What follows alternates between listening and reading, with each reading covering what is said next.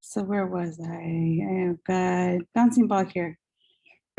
Okay, so I'm not going to do this anymore where I'm repeating them all. I'm going to use a loop to do all of this. So I'm going to get rid of all of, well, I'll leave one so I can copy and paste it. And then we don't need this. And then we don't need this one down here on mouse pressed.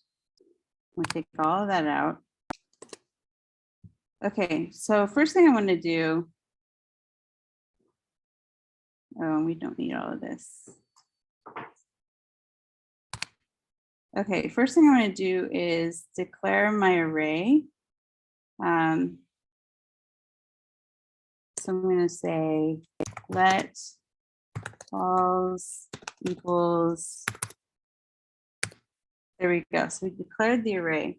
So now we want to say we want to generate 20 balls jumping around the screen. I'm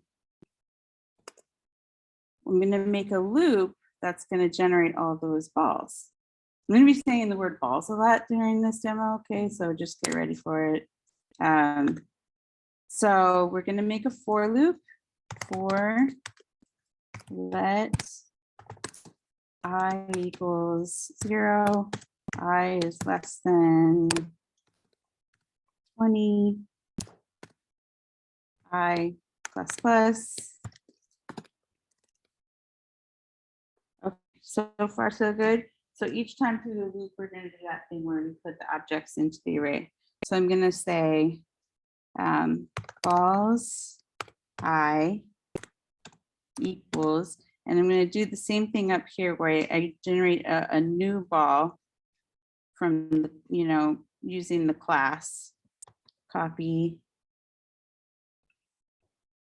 Okay, so I have a class down there that needs, I wrote it so it needs an X, a Y, a width, and then some random X speed and random Y speed, and then a value, a Boolean that keeps track of whether the ball is alive or not, if it's still clickable and showing up on the screen.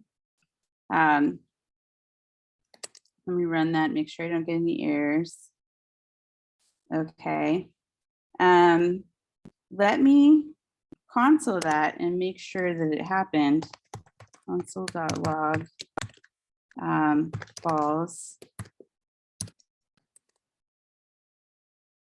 And then here you can see I've got an array of all of these objects here. So the X is that, the Y is that, the width is that. It doesn't show all of it. So my array works. So I've got an array full of objects. Okay, so we know that objects have their own data and their own function. So let's use that. Let's use that function. And remember the functions or the methods that we wrote were bounce, move, and display. So for each of those, we kept calling bounce, move, and display. So I'm going to, in the draw loop here, because I want this to happen on each time through the loop, I'm going to make another loop. I'll be writing a lot of loops here. For let I equals 0, I is less than, and instead of putting the number 100, I'm going to use the value of the length of the array, just in case that, that array changes value dynamically. So I'm going to say balls.length. So, which is 100, the length is 100 because we just created it. And then I plus plus.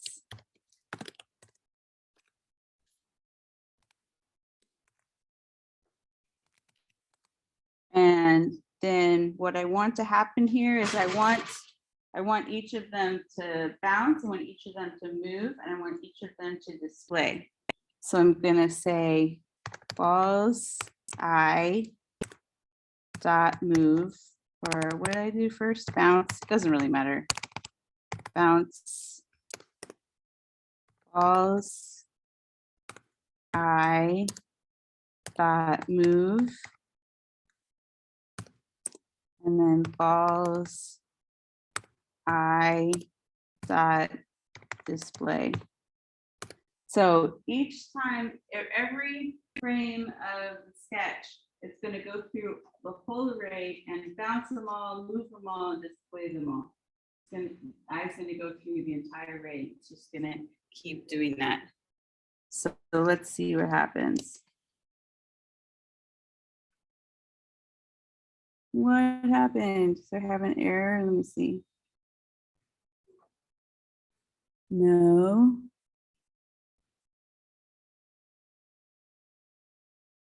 That's not linked.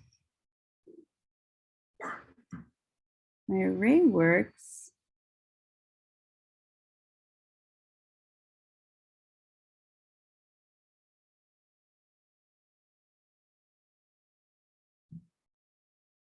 Balls I dot bounce.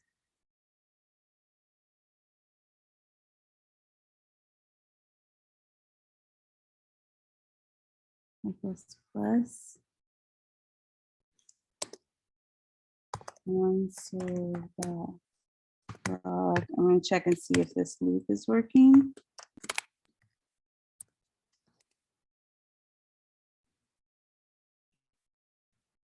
Yeah, the loop is working. Oh, duh. I didn't put the parentheses after the method. Okay. Okay, now let's do it. Give it a second. No. Do I have an error? I don't have any errors. Oh, wait, it's still, huh?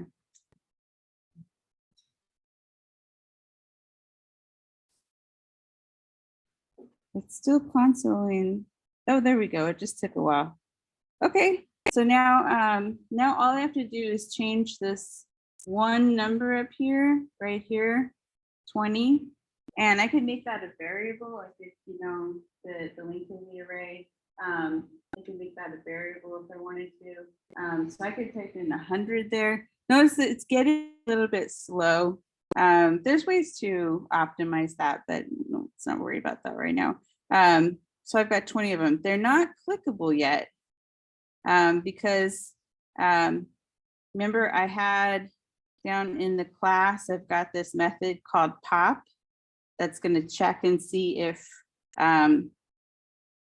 if they've been clicked on. Well, I haven't called that method anywhere. And it should be in the mouse press because you want to check it when the mouse is pressed. So, so I'm going to go ahead and put that in there with another for loop for let I equals 0, I is less than balls dot length, I plus plus, same loop. Anytime you want anything to happen, you're just going to write the same loop, and then I'm going to say balls I dot pop. Okay, let's run this. Okay, now they're clickable. Oh, game over. Oh, because my counter is only 5. See right here for game over, my counter is 5. So let me actually make a variable for num balls equals 20, and then, or actually, I'll use it there. I don't have to do that. I can say counter balls dot length, and then that'll give me 20. So let's make sure it works.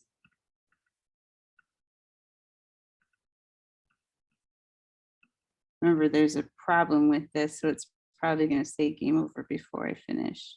Yeah. but that's okay. So far so good. You can do a version of this. So we're going to do the same sort of thing with this exercise, but we're going to use, instead of the bouncing balls, we're going to use that random walker. Do you remember random walker?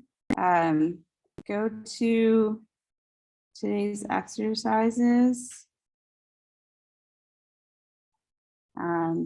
425.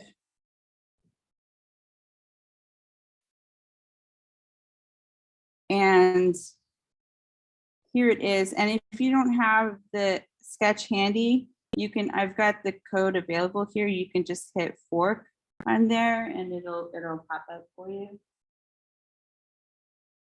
So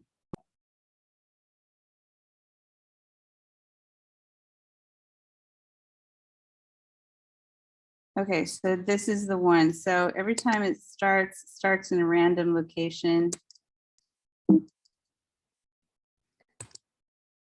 Okay, so you're going to take this and you're going to turn it, you're going to want to create like 5 of them. Okay, so you're going to need to make a loop that loops through 5 times. And then each time through the loop, you add, the class is called Walker. So it would be, you know, walkers, square brackets, I equals new walker. And then the constructor here takes an X and a Y and a speed. So up here, I did this, said new walker, random width, random height, and then I give it a speed of 3. So you're going to need to first declare your array. And then you, in this setup, you're going to have to write the for loop that goes through it 5 times. And then in draw, you're going to need to loop through that array again and put all of these, you know, instead of these, you're going to have to reference the index number of the array and then dot move and then dot display. So it's the same thing as I just did with the bouncing balls.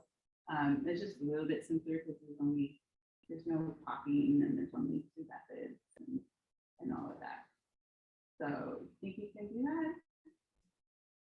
Okay, give it a shot.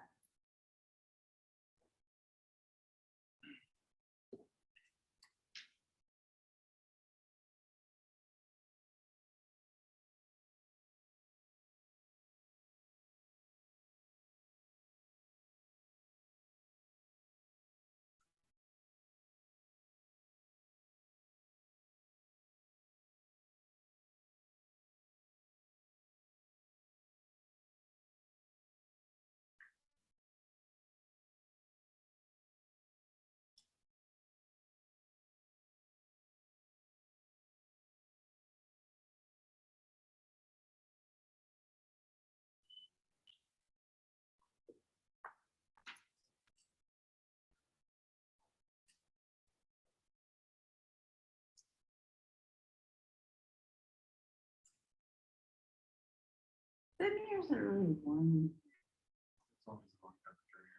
Yeah. It was cold at the beginning of the semester. Whenever you need to dress outside, if you come from one side, when you need to dress to be comfortable outside, it'll make you uncomfortable inside. Yeah. HVAC's always the exact opposite of what it needs to be. There's like some camera watching you come in the building. So Oh yeah, she's wearing a sweater today. supposedly all that work that they're doing that's taking around that parking lot is to Yeah. improve the HVAC system, but I doubt they mean for this building. This is brand new. It's badly designed. Yeah. I mean, I guess they can't help other buildings. It's done with these 2 buildings, these 2 rooms. I'm assuming these 2 rooms are on the same thermostat. I don't know. They're different systems. I don't know. Where that they trust the teachers to teach all the students, but not to control the HVAC. Yeah, right. They're not responsible enough. Oh my God. Yeah, that's so true. And I can understand why they would trust a bunch of random, not really random, but like a bunch of people to do that, but then like, but you're also trusting them to take care of the students. So where we can't make those decisions on our own. Because you don't care about how much money the school is making.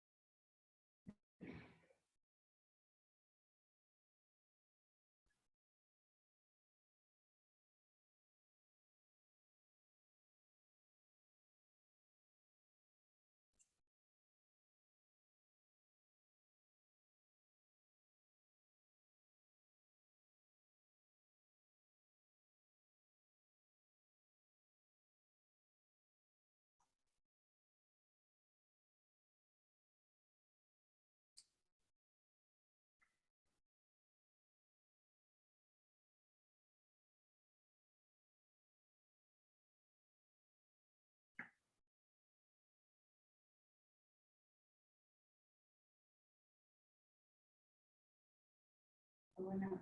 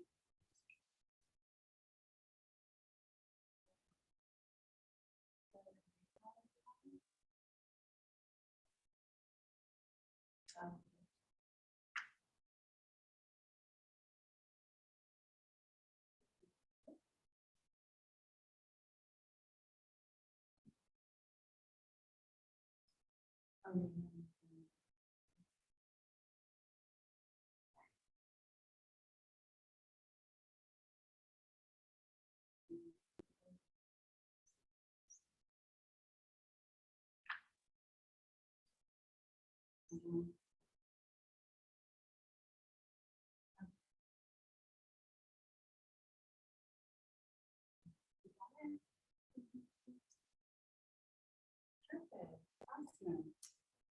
Yeah, go ahead and put that in.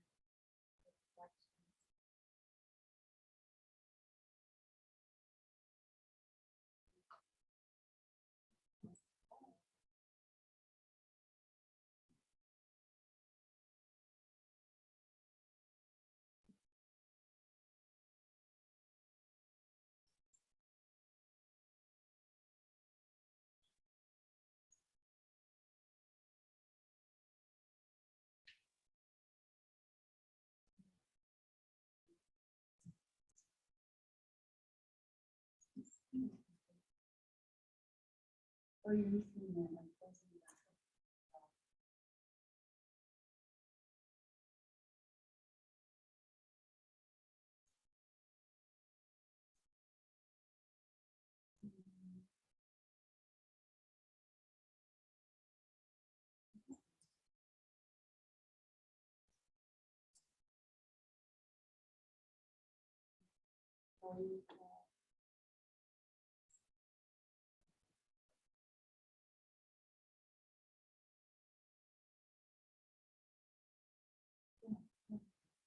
And then you just put it in.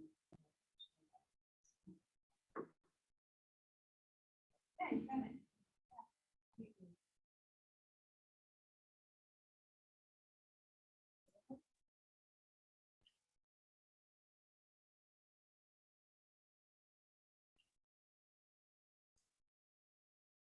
That's good.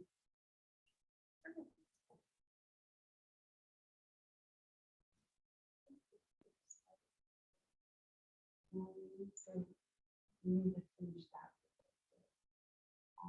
So you won't need this time to really need it. Sorry. Yeah, so you just have to alter it by putting blockers. And then put square brackets. Just this way. More square, not the, yeah. And then and that's gonna go inside this loop. So how many times do you want it to loop? You want it to loop 5 times, right? So we're gonna put 5 there so that it's gonna check each time it's reached 5 yet. And then increment by 1. So how do you increment by 5? Yeah.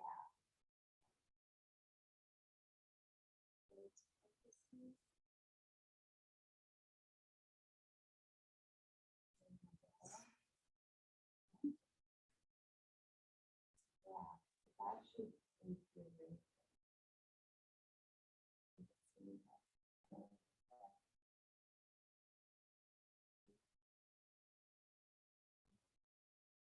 You still have this.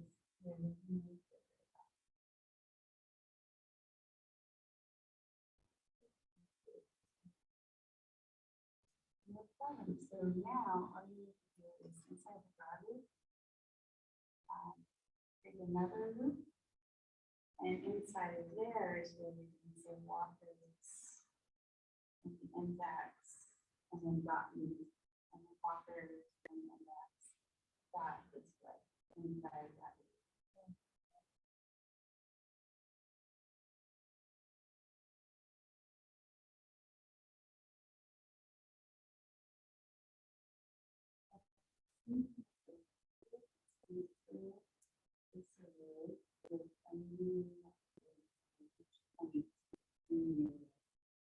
So we want to put 5 times. So you're just going to make it at least 5 times. Yeah, instead of 1, 8.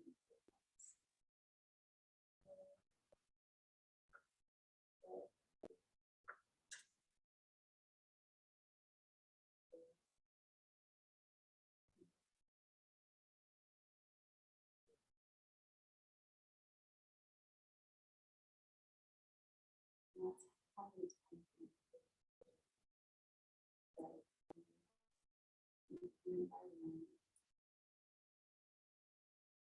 You have it right. Yeah, and now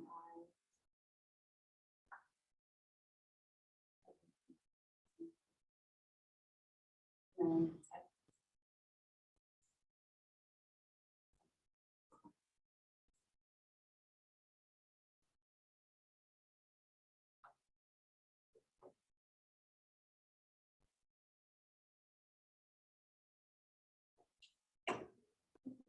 so now the difference is not just if you want and you do, yeah, and this is what we do 5 times.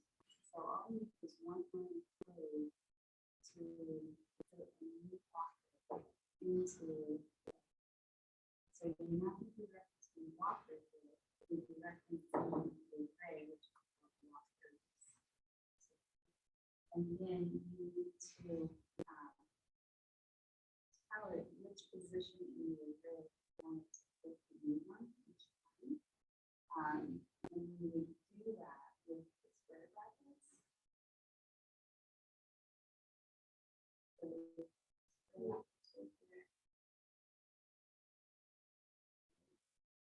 And then inside of there, put I, and the first time you were able to put a new one at 0, the second time you were able to put a new one at 1, and so it gets to 5. And then you've got an array full of those. That's the class received once.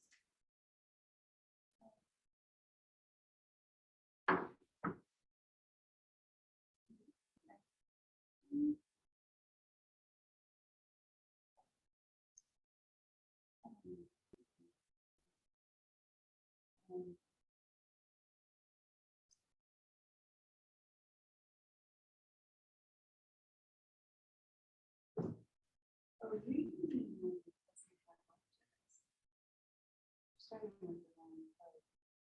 This one's not object code. You need to go here. You just work this one. Yeah. You need to start with the one that has an object. Now you can go ahead and copy and paste that same, you know, the there, the fills it out, all of that.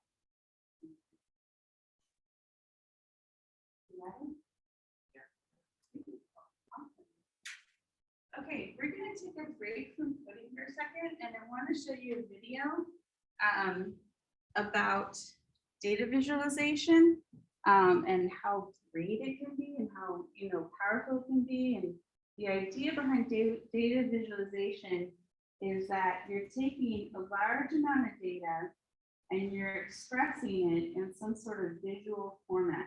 So think about it like you had a spreadsheet with all of this data in it.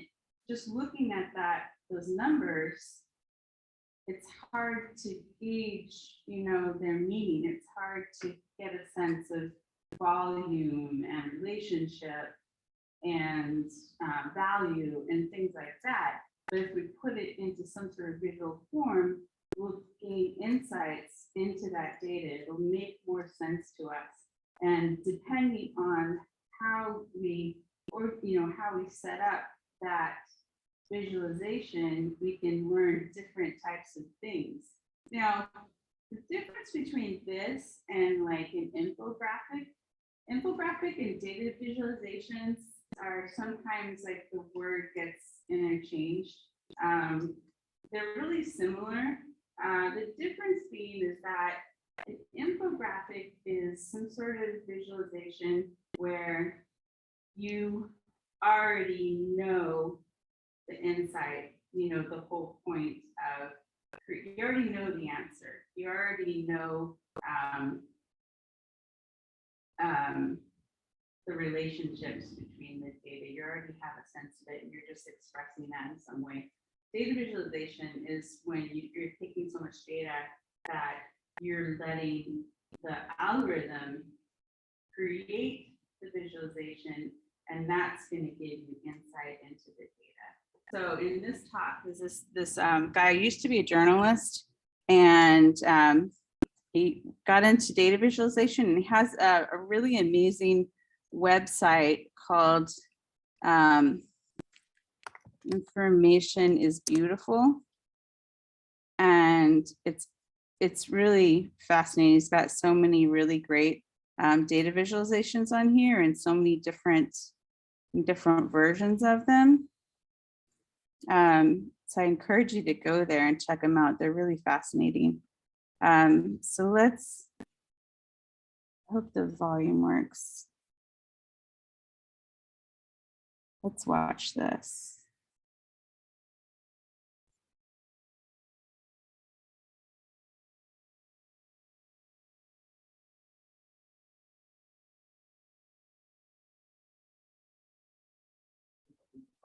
from information overload or data glut. And the good news is there might be an easy solution to that. Smart eyes to visualize the information so we can see the patterns and connections that matter. And then designing that information so it makes more sense, or it tells a story, or allows us to focus only on the information. Better than that, visualize information is really cool. So let's see. This is the $1 billion grant. And this image arose out of frustration I had with the reporting of the programs. Right? That is, they're meaningless without context. 500 billion for this pipeline, 20 billion for this war. Doesn't make any sense. So the only way to understand it is visually present.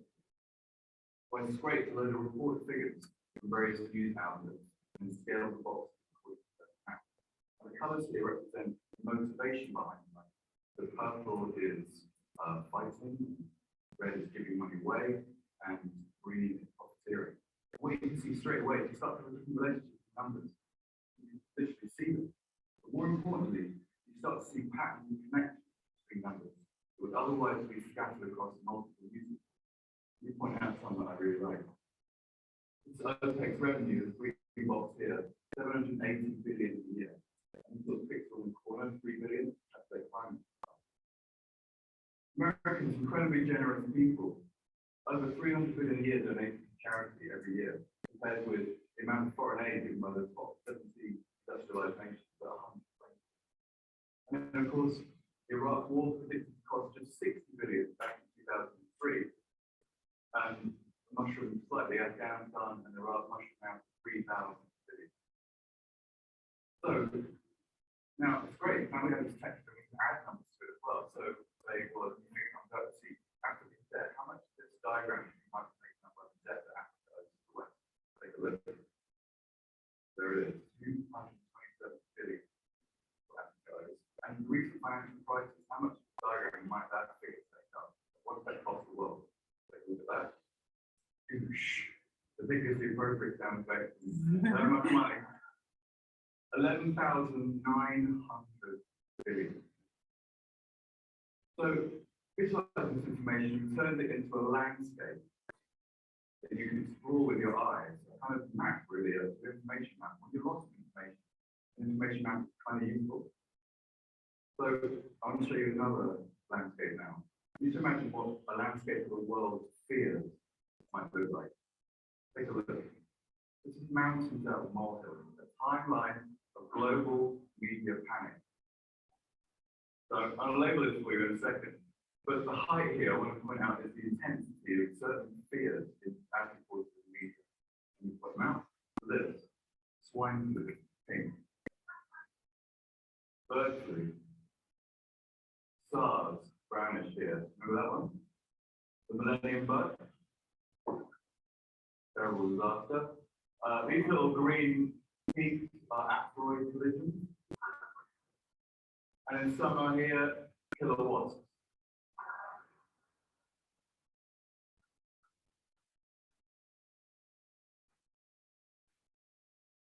So these are what our fears look like over time in the media. But what I love, and I'm a journalist, what I love is finding hidden patterns. I love it as data.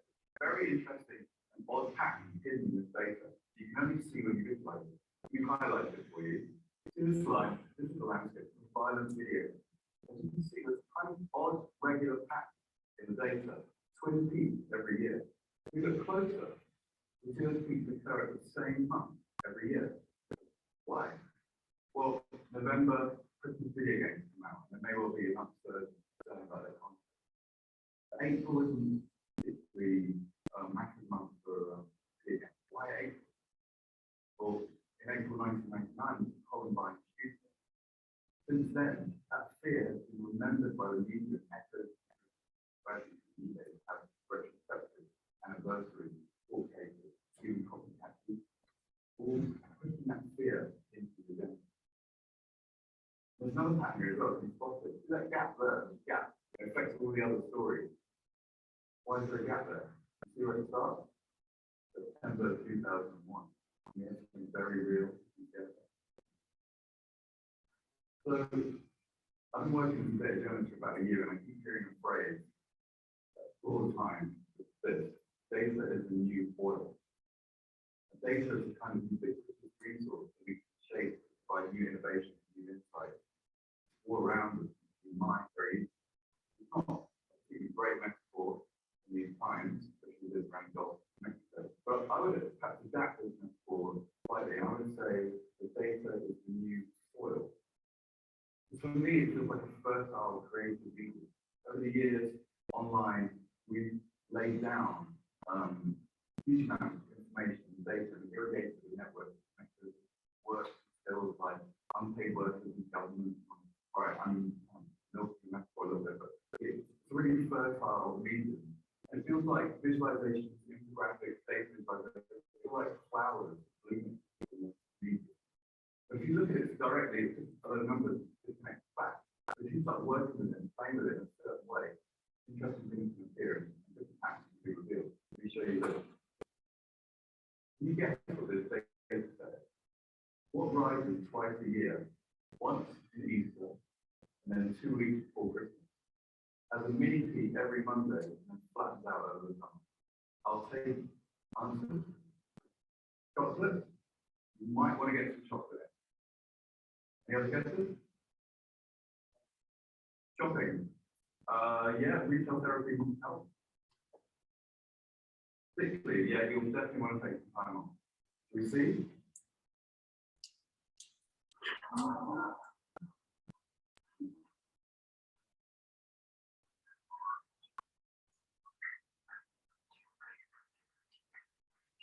So, information guru Lee Byron and myself, we scraped 10,000 status Facebook updates for the phrase break up and broken up. This is the fact we found.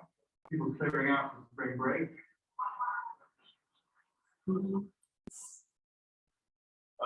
Coming out a very bad weekend on a Monday, being single over the summer, and then the lowest day of the year, of course, Christmas Day. Who would do that? So there's a titanic amount of data out there now, unprecedented. But if you ask the right kind of question, or you work it in the right kind of way, interesting things can emerge. So, information is beautiful, data is beautiful. I wonder if I can make my life. And here's my visual TV. Not quite sure if it's TV. Pretty blocky, colors aren't that great. But I wanted to convey something to you. I started the program and I worked as a writer for many years, about 20 years, writing online and advertising. Only recently have I started designing. And I've never been to design school, I've never studied art or anything. I learned to do. And when I started designing, I discovered another thing about myself. I already knew how to design. But it wasn't like I was making brilliant at it. It was more like I was sensitive to the ideas of realism, space, and alignment, and psychology. It was like being exposed to all this media over the years as it's still a kind of dormant design literacy. I don't feel like I'm unique. I feel like every day, all of us now are being blasted by information, being poured into our eyes with what we're visualizing now. We're demanding a visual access to our information. And there's something almost quite magical about visual information. It's effortless, you pause it in. If you're navigating a dense information jungle, coming across a beautiful graphic or a lovely data visualization, really, like coming across a clearing in the jungle. I was curious about this, so it led me to the work of Danish physicist Tor Nørre Strand. He converted the bandwidth of the senses. Here we go. This is your senses, pouring into your senses every second. Your sense of sight is faster. That's the same bandwidth as the computer network. Then you have touch, about the speed of a USB key. Then you have hearing and smell, which is throughput of a heart.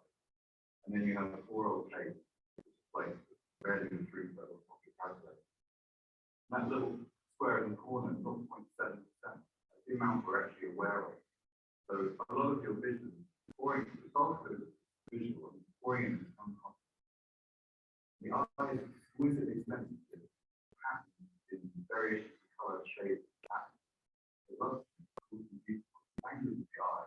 If you combine the language of the eye, the language of the mind, which is about words, numbers, context, start speaking two languages simultaneously, each enhancing the other. So the eye is the bottom of the we can use this new kind of language, if you like, to alter our perspective or change our views. Let me ask you a simple question with really simple answer. Who has the biggest military budget? Got to be America, right? Massive. 609 billion in 2008. That's much.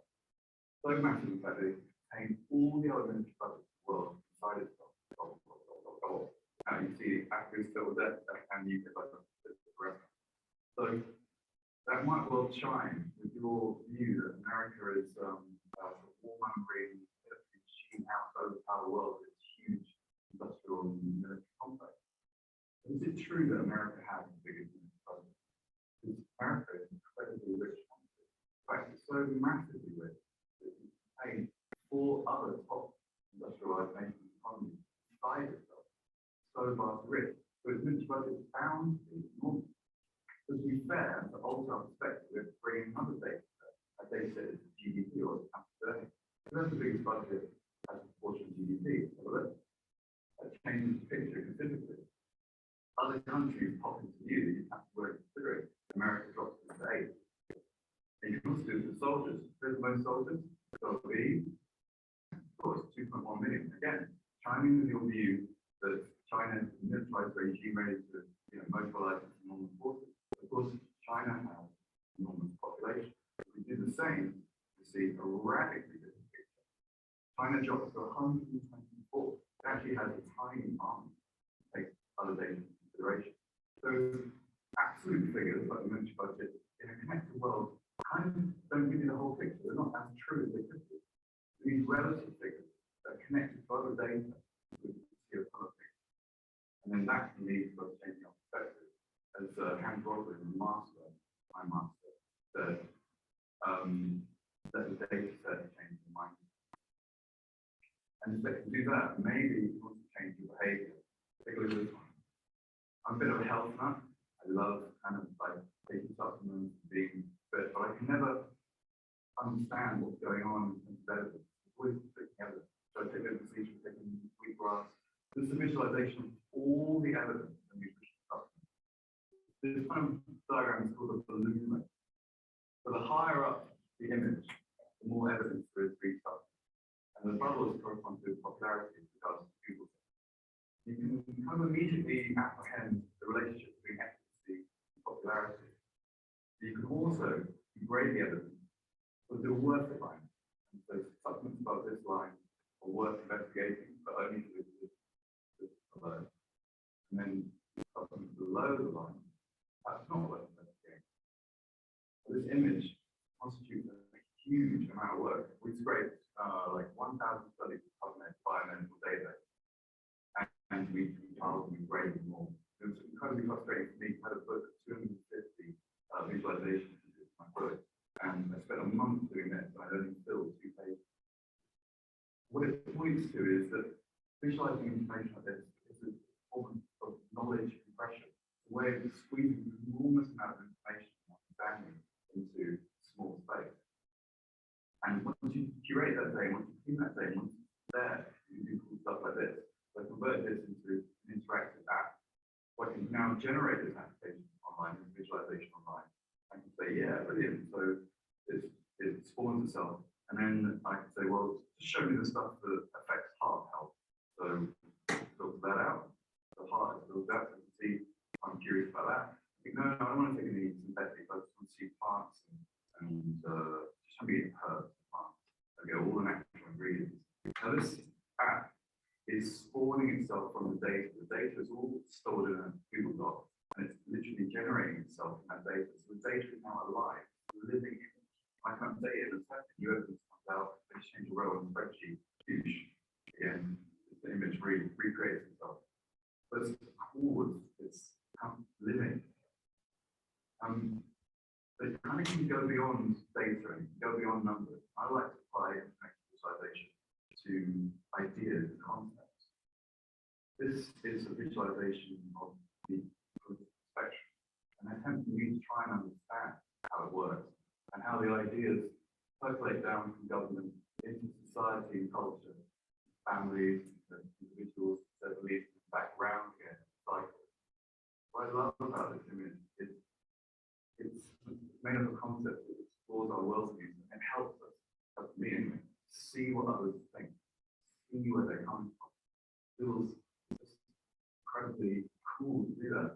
And what was most exciting for me designing this was that when I was designing this image, I desperately wanted this side, the left side, to be better than the right side, being a journalist, left being a person.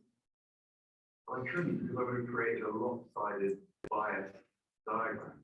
So in order to really create a full image, I had to honor the perspectives on the right-hand side. At the same time, uncomfortably recognize how many of those qualities are actually unique. Very, very annoying and uncomfortable. But not too uncomfortable, because there's something unthreatening about seeing the perspective versus being told or forced to listen to one. Actually, you're capable of holding conflicting viewpoints joyously when you see them, fun, engage with them, because it's visual. That's what's exciting to me. Seeing how data can change my perspective, change my mind in extreme towards other data. So, just to wrap up, I want to say that it feels to me that design is about solving problems, providing elegant solutions. Information design is about solving information problems. It feels like we have a lot of information in our society, from the overload, saturation, to the breakdown of trust and reliability, runaway skepticism, lack of transparency, or even just interest. I mean, I find information just too interesting, has a magnetic quality that draws me in. So, visualizing information can give us a very quick solution to those kinds of problems. And even when the information is terrible, visuals can be quite useful. And often we can get clarity or the answer to a simple question very quickly, like this one. The recent Icelandic volcano, which was emitting the most CO2, the plane or the volcano? The grounded plane or the volcano? We can have a look at the data and we see, yep, the volcano emitted 150,000 tons. The grounded plane would emit 345,000 if they were in the sky. So essentially, we had our first carbon neutral volcano.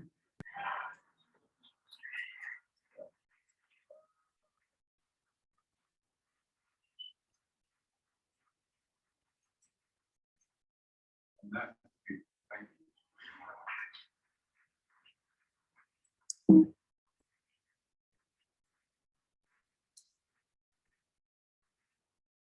Okay. So I really like that talk, and I think it really gets into the possibilities and the importance of data visualization, the importance to understand the world and use every tool that we have to understand it, and the opportunity for us as visual thinkers and designers to bring more understanding to the world by really sitting down and analyzing this and thinking about it and exploring relationships and coming up with creative ideas to do that. So let's jump back into the exercises.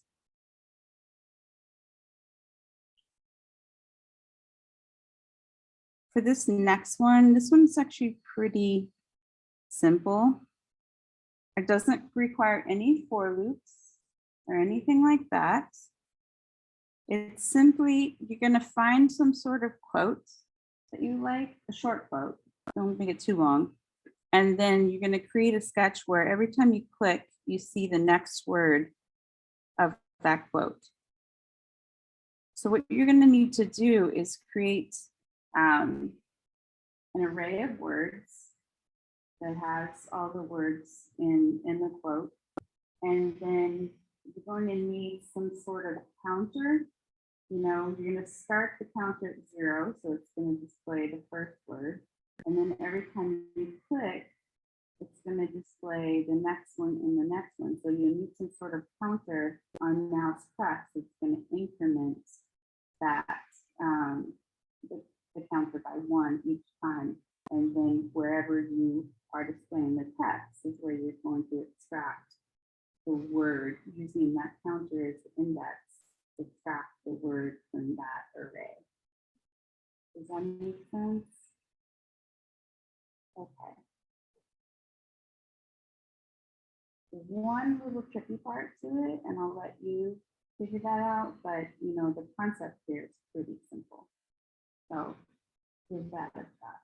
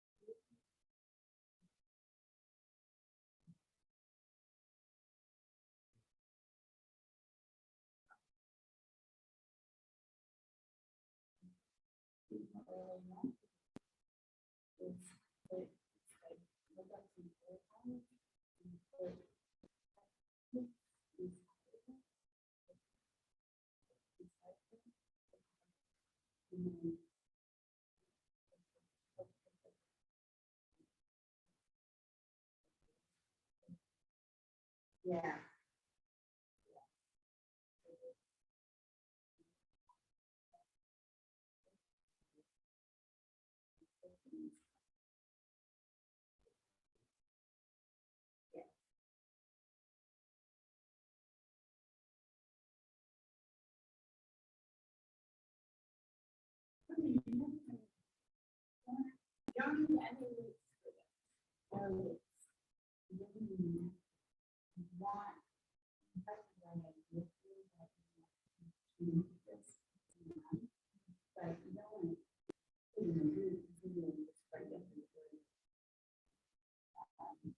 So.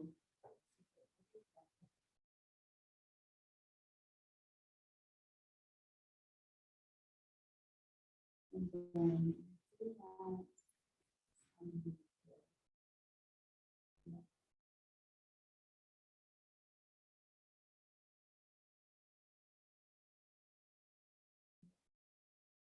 now, the thing is that it's really we could really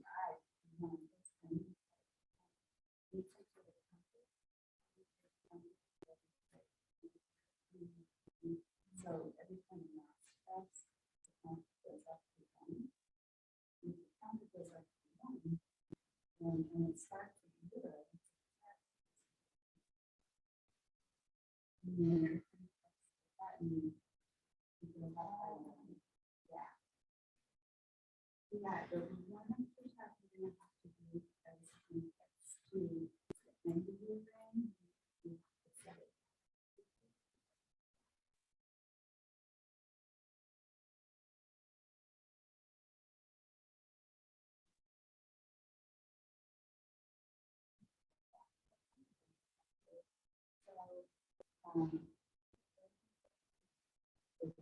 The one closest right foot to the screen.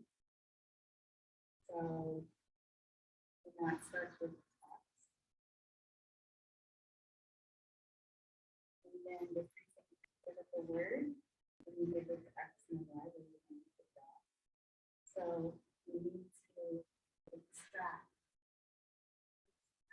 to the next word on the list. So right now,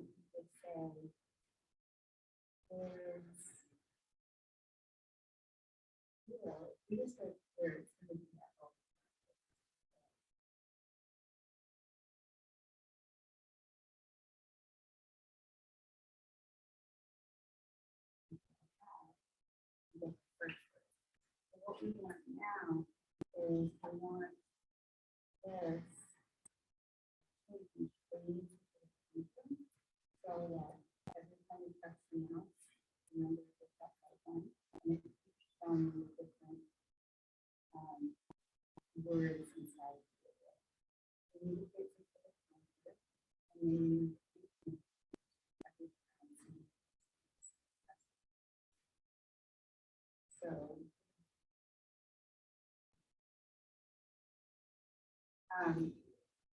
you wanted to, yeah, plus one. You can just enter plus, you know, and then that would be the index you want to use right here.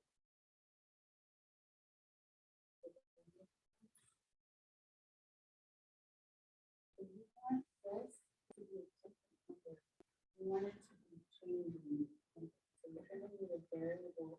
Right now it's a zero, so it's always going to be a sure, you can't ever change that.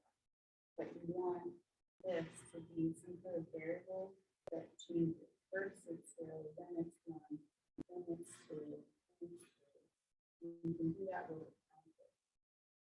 So you set a counter for the variable here. You can make counter. Right. And you start with zero.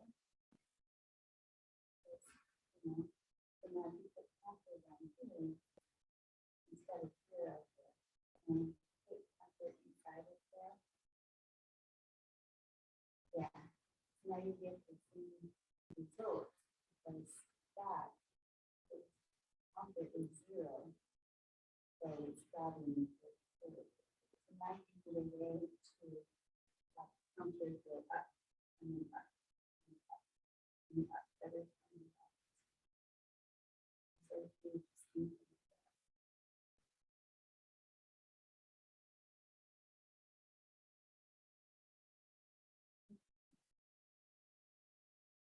If you have a counter in that, there's how it is. So now with the line that's in the draw the text, you can put it right there in the draw. So let's say text. And then we need to reference one of the words in the list. It's going to change each time you want to stress. So you've already got it counted here. So you can use that. First thing you need to do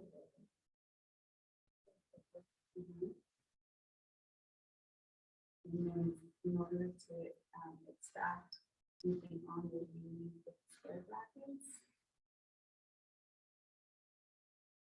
And then inside of there you put that, not I, you don't have to do the full class. If you do a variable called counter, it's when you start at starting at zero. You do it in X and Y.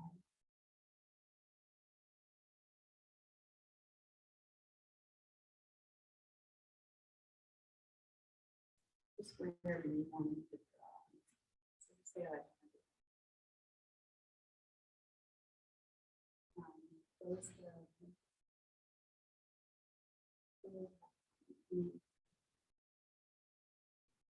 now try that. Okay, cool. So now it's just showing zero. Counter equals zero. So when it's counter is going to draw the one at zero. So now you need a way to implement that counter. So whenever someone presses the mouse, that counter is going to go up by one. And you want that variable to change.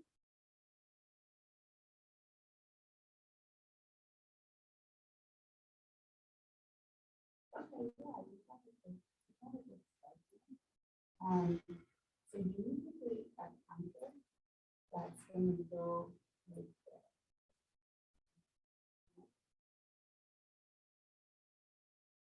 And really good. Yeah. And then that's what you're going to do inside of this.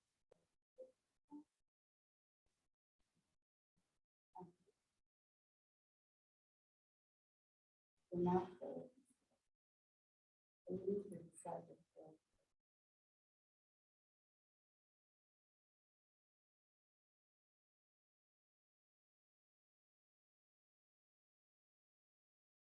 so you're seeing the first word on the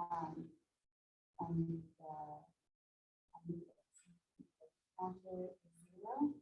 So you put 0 there and it pulls out the method after the 0. No, what you want is you want after the change, right? You want it to, if you could, then you want counter to equal 1. You want counter to equal 2. So you want every time someone clicks, counter goes up by 1. No, you don't need to leave it. Not that one.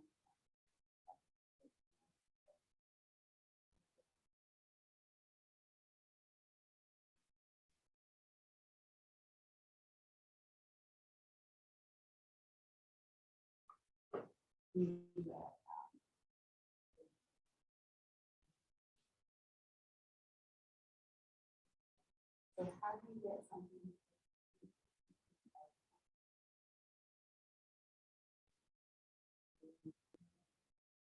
No, we've been doing it in practice. Sorry. Yeah.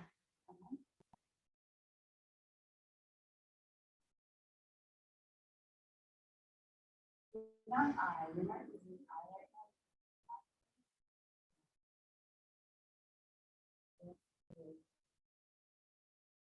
No, well, eventually you'll be.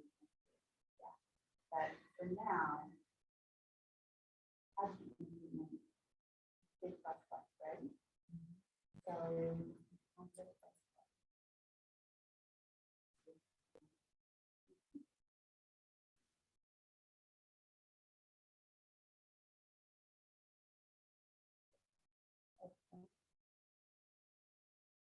now every time you press it, after the thing is being by 1. So try that.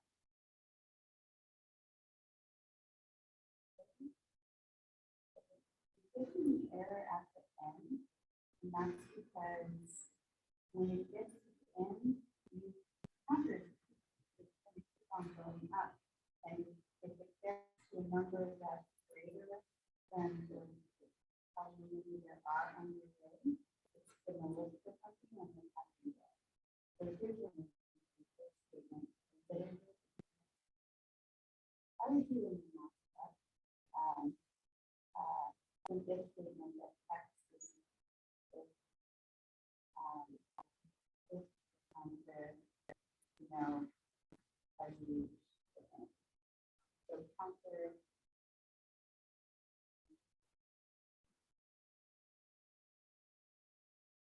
Okay.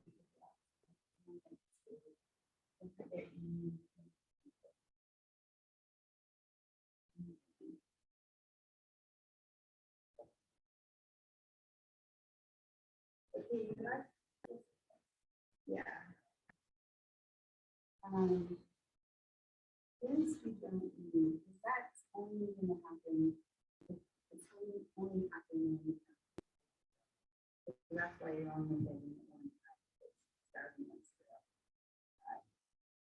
We do need a statement. So what you want to be checking for is you're checking to see if the counter variable is at the end, so that you can set it back to.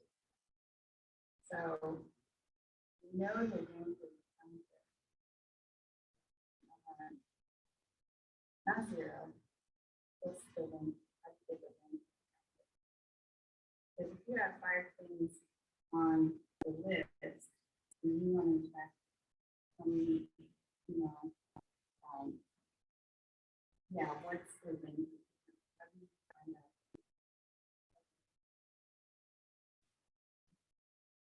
Yeah, that would be it. But there's a special property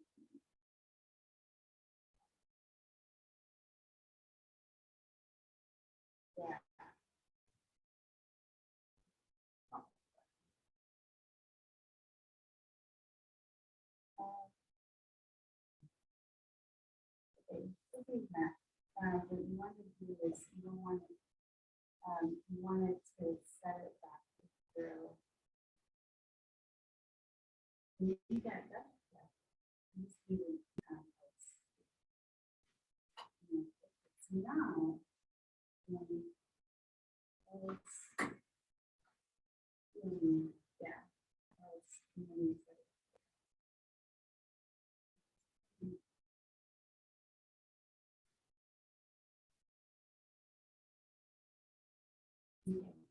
Problem here is that because we're starting at zero, we're getting,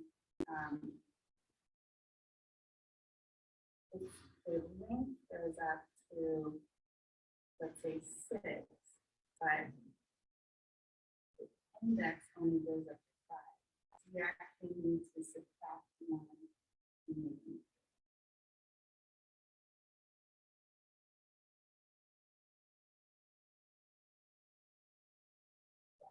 got it.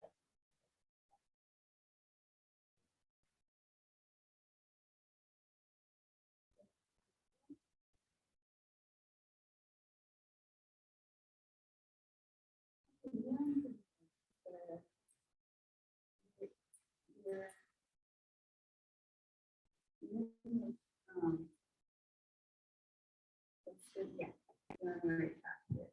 so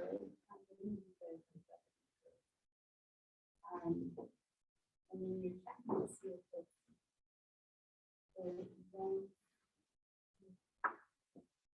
yeah, the way we can get the rank of the array is by saying label the array dot length.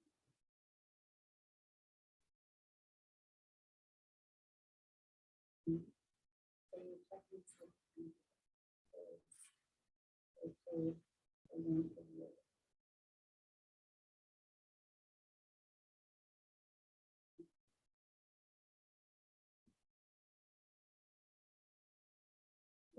And if it's not,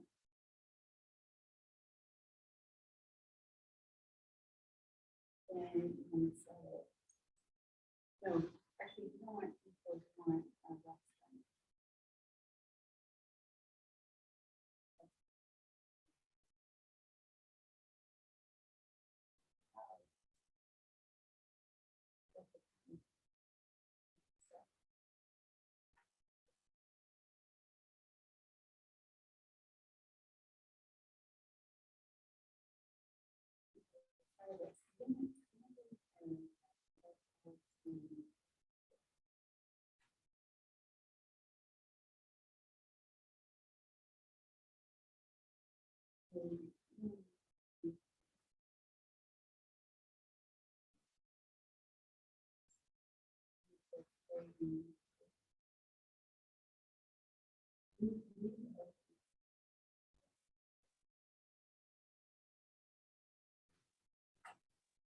Oh, you can that one of these.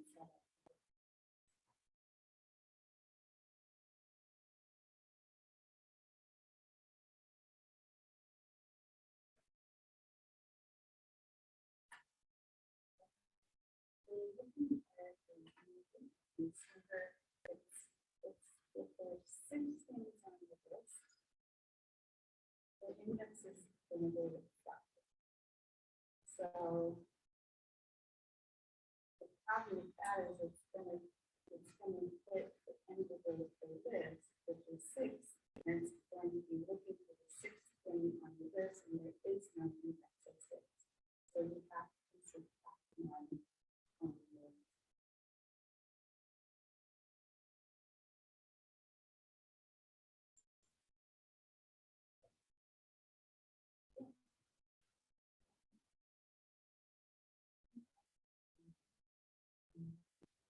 Oh, okay.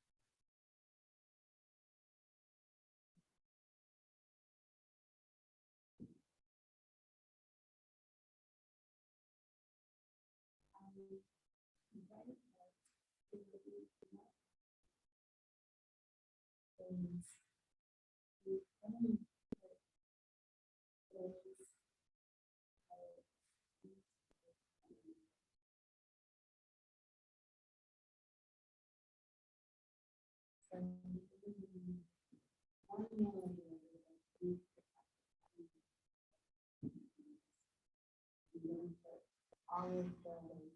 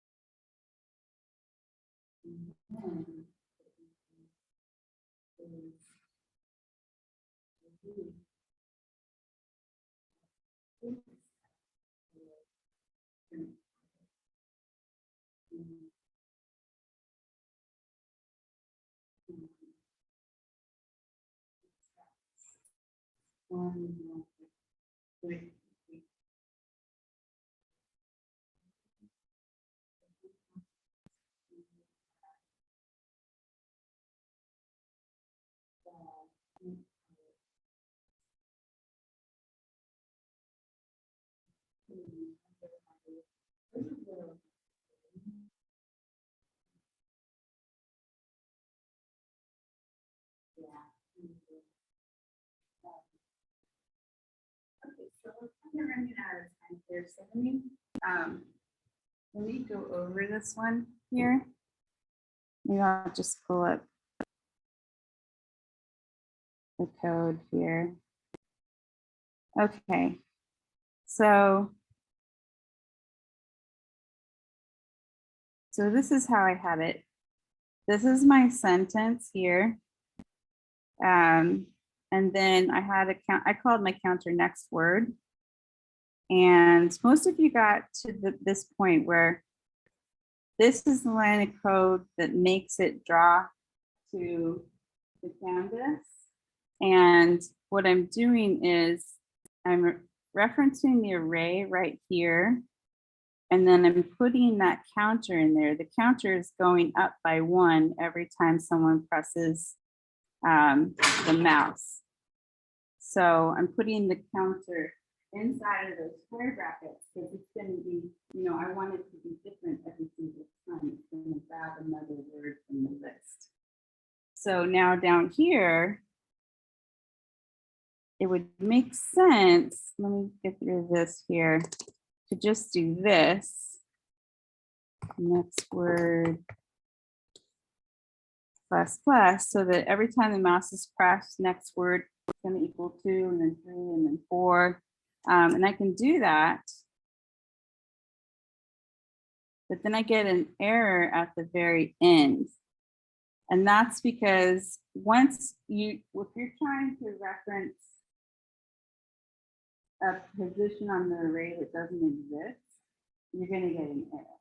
So if there's only 5, 0 through 5, and you're trying to get number 6, there is no number 6, you're going to get an error. So we need some sort of if statement that's going to check if we're at the end of the list yet.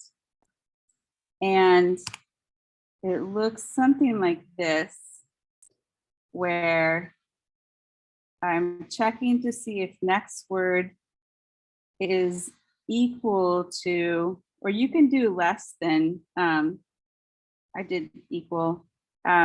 If it's equal to, once it gets to the length of the sentence minus 1, I have to do the minus 1 because the length, let's say the length is 6, you only have index numbers 0 to 5.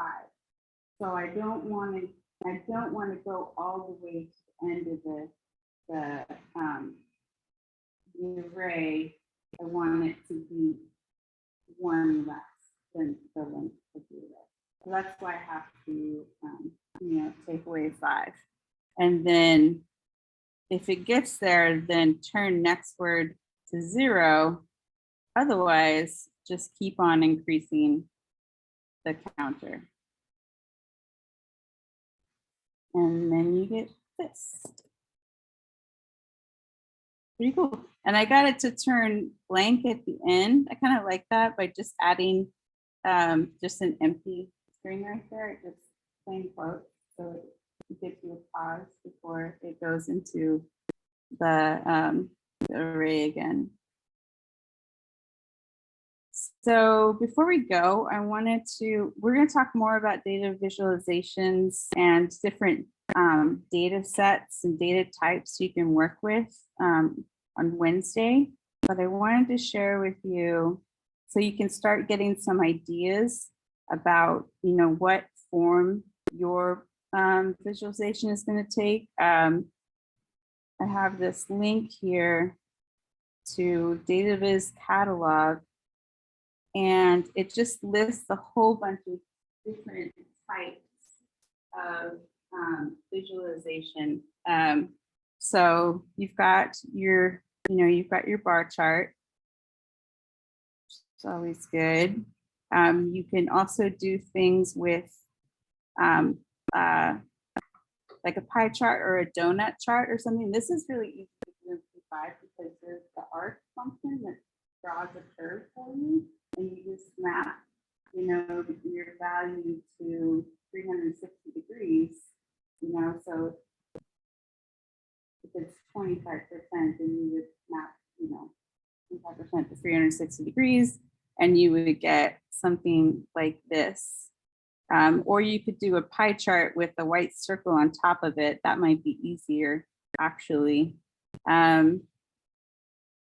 What else?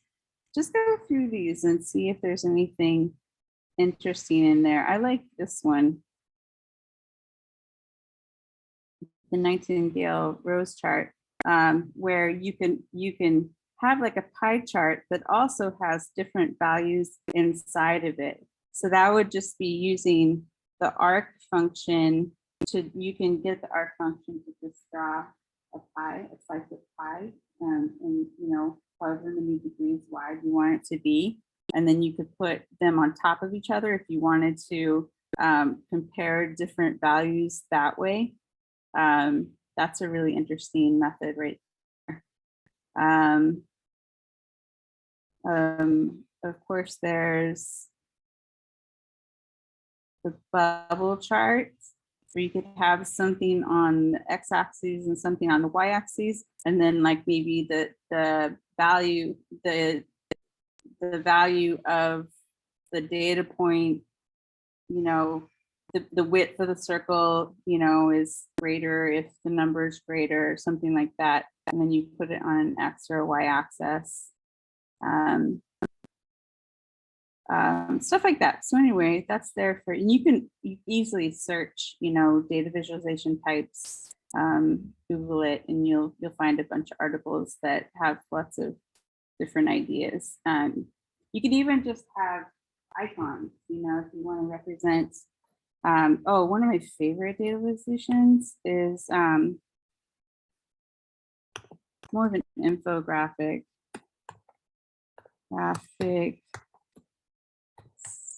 Stanley Cup bar tab. This one's really cool. You could represent your quantities by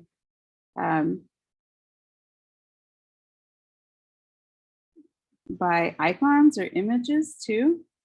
That would be fun. So this is when the Bruins won the Stanley Cup, they went out to this bar, and this is their bar tab visualized. So it shows that they drank like how many bottles of grape juice, how many bottles of champagne, tons of Jägermeister, Red Bull sugar free, moon beer, Bud Light. I guess they prefer Bud Light, and the others prefer that. So I just think that's really awesome. Infographic. You could do something like that if you wanted to. Okay. Let's stop there. Maybe we'll do the next exercise next class. We'll see, or maybe we'll just talk more about data sets. We'll see. I wish this were a 3-hour class. We could go through more, but it's not. So, all right, cool. If you still need help, just hang out and I can help you.